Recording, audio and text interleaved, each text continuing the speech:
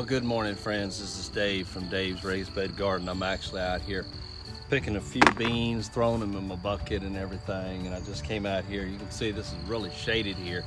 Kind of gives you an idea. I'm basically underneath where I have the cattle panel, and I have my what we call our pole beans, or our indeterminate beans that actually grow on the vines, and they'll continue growing and everything. I have them growing up, and then on this side I have the cucamelons that are coming up and everything. It's real pretty when everything gets, but it can be a cluster at times, and you can get a lot of things and going through my beans and everything. So what I have is that I have these beans, and then also I have the beans that I have, which are the bush beans.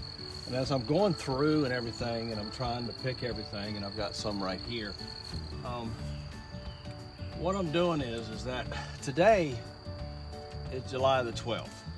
And that being said, is that when we're talking about and we're doing things and gardening is that you're trying to figure out what you're gonna do as you continue through your gardening and everything.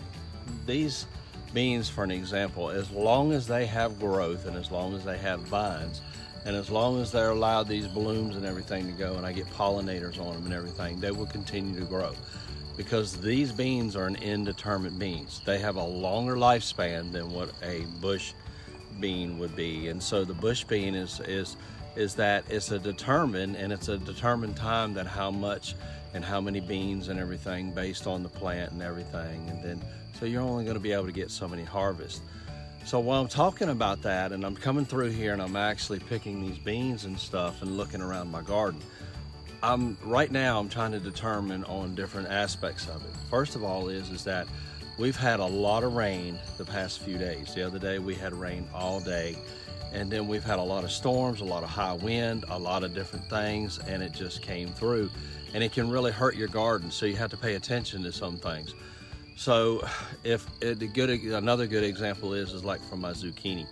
I've had a ton of zucchini, but all of a sudden I'll have none. It's just stopped. I'm looking at it, a couple of the leaves look kind of questionable. They look like they may be potentially diseased. I've looked at it to see if I have any vine borers. I don't see that. I'm not seeing that I'm having a lot of other issues with like squash bugs and everything. But one thing that I've noticed is that my blooms are very small, they're very limited, and even a couple of them don't even have any blooms. Now that could be from the weather. So what I do is based on my plants, I give it a little time. I let it go through because we've had all the rain and everything, and this week will be a determining week for me to see how the growth goes, because I'm going to look at the foliage of it to see if I have any new foliage. If I don't have any new foliage, what I did this year, what's happened to me with it is that, I've said in the past that I didn't have good results from zucchini, and I've had a tremendous results this year. And what's happening is that I've had a lot. It grows very fast when they start growing. They'll grow overnight and everything, and I've picked 7 or 8 in one day off of 4 plants. And then I've turned around and picked 2 or 3 the next day, and then I wouldn't have any, and all of a sudden I'd have 5 or 6 more. So they could be down to the point that they're at the end of their growth or whatever, and it could be that aspect. Now I have a zucchini in other parts of my yard that I'm growing, and I'm going to continue to doing. And that's what I wanted to talk to you a little bit today. It's just based on what I'm doing is that I want to determine and I want to see where I'm going to be at in the month of August and even the month of September. My corn, you can see it over my shoulder. So what I do is I go through the app based on my vegetables and everything, and I want to see how much harvest time that it takes or how much time it takes to get to that harvest. What I can do and be productive and everything is that I can actually plant seeds in my little cups that I have, and then I can allow them to grow and then transplant to that. That would give me a base, because when we talk about the bases of how far along it is with harvest and everything, we're talking about when it says it like it's 60 days or 50 days, that's the time that plant after it germinates and it's broken through the ground, that's when you start that time, that based on how much time it's going to take to get to your harvest and everything. You can see Rusty, he came in here and kind of fertilized a little bit, but anyway, he likes being down here in the garden with me. But I'm picking a few of the beans today, and I just wanted to talk to you a little bit. And so the other thing is I'm checking my plants to see what I have, to see what's going on with them, and then I can determine based on if I have issues with blight or powdery mildew, or if I have a lot of different things or insects. know, I had a problem with the beetles and different things, and then preparing myself for the later in the, or as we call it, the fall season, because I know what vegetables I can grow, because as it gets colder and cooler, it's not going to affect them, and those are my cool weather plants. So I'm trying to get an idea based on it, and I'm just out here doing that, and so I wanted to share that with you as I'm picking these beans and everything and going through and just trying to get what I can, you know, out of my garden. So as I'm picking some beans and looking at them and everything, I told you a second ago that in my last little clip that the beetles, they seem like they have left my corn and everything. Well, guess what? I found them.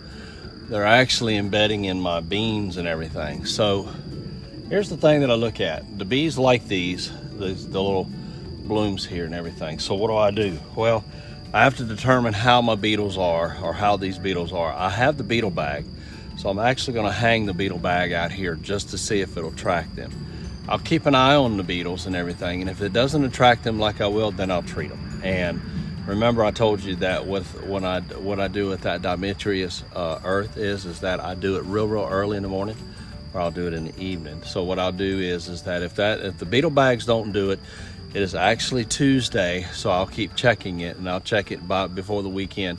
And in the next couple of days, I'll keep checking for my beetles. If I get them, I'll just squeeze them or take them and throw them in a bucket of soapy water, which is the Dawn dish liquid. I use about, I'd say about 4 squirts that I have in the bottle and everything. And then what I do is I put the soapy water and it kills them. So I'll determine that. If they seem like they're getting more and I'm getting more of a problem with them, an issue, then what I'll do is I'll come out here right before dark in the evening when the bees aren't out here. And then what I'll do is I'll treat this whole area of where my beans are, because I'm looking around at my other plants, and right now they're hitting here. They were on the corn. Remember, I treated it with the dimetris earth and everything, and I'm not having an issue there now.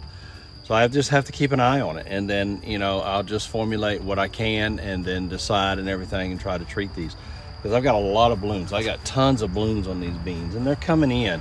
It's actually hard to see because the vines are so dense and they're so thick, and so I'm having to take my time and pick through them and everything. And I love this. This is a good shade. I can go ahead in the area that I have here that's empty, that I had my onions.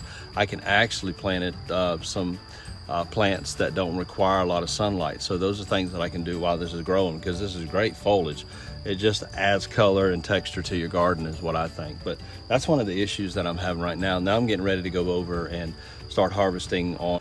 But again, I just wanted to show you exactly what I'm doing and talk to you just a little bit briefly about preparing for things that are come, because like I said, that we had all the rain. We've had a lot of issues with that in the past few days and everything, and now it's going to really start warming up. We've had heat earlier in the summer, and now we're getting it back again. So there's different things or different areas that you have to look for.